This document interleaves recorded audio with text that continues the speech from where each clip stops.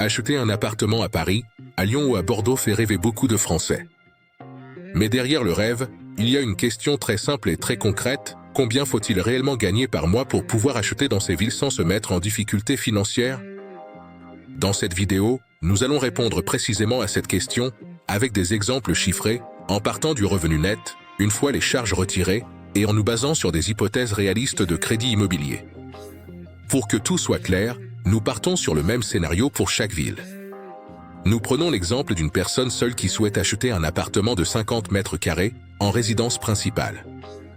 Le crédit est fait sur 25 ans, avec un taux moyen de 4% et la règle bancaire classique qui limite l'endettement à 35% des revenus. Nous supposons également un apport personnel de 10% du prix du bien. Commençons par Paris. À Paris, le prix moyen de l'immobilier tourne autour de 10 000 € par mètre carré. Un appartement de 50 mètres carrés coûte donc environ 500 000 €. Avec un apport de 10%, soit 50 000 €, le montant du crédit à financer est de 450 000 €. Sur 25 ans, avec un taux de 4% et l'assurance incluse, la mensualité de crédit est d'environ 2 375 € par mois. Pour respecter la limite d'endettement de 35%, cela signifie que ces 2 375 € ne doivent pas dépasser 35% de vos revenus mensuels. Concrètement, pour acheter ce bien à Paris, il faut donc gagner environ 6 800 € net par mois. Cela correspond à un salaire brut proche de 9 000 € mensuels. Autrement dit, pour une personne seule, acheter à Paris nécessite un niveau de revenu très élevé, généralement réservé aux cadres dirigeants, professions libérales ou aux revenus. Pour la grande majorité des ménages, ce projet est tout simplement inaccessible sans achat à deux ou sans aide extérieure. Passons maintenant à Lyon. À Lyon, le prix moyen est d'environ 5 500 € par mètre carré. Un appartement de 50 mètres carrés coûte donc environ 275 000 €.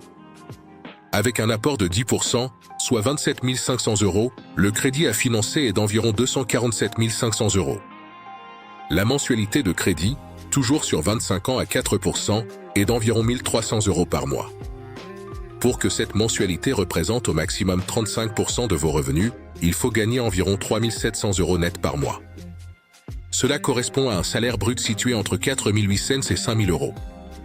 Lyon reste donc une ville exigeante, mais l'achat devient envisageable pour un cadre confirmé ou pour un couple avec deux revenus corrects. On n'est plus dans un projet réservé à une élite, mais cela reste un engagement financier important. Regardons maintenant le cas de Bordeaux. À Bordeaux, le prix moyen de l'immobilier est d'environ 4 500 € par mètre carré. Un appartement de 50 mètres carrés coûte donc autour de 225 000 €.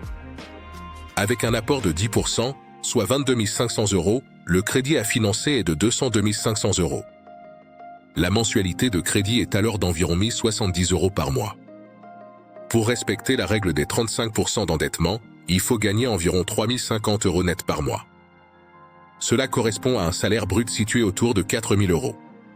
Parmi les trois villes, Bordeaux est donc la plus accessible pour un achat en solo, même si cela reste un projet qui demande une situation professionnelle stable et un budget bien maîtrisé. Il est important de rappeler une chose essentielle.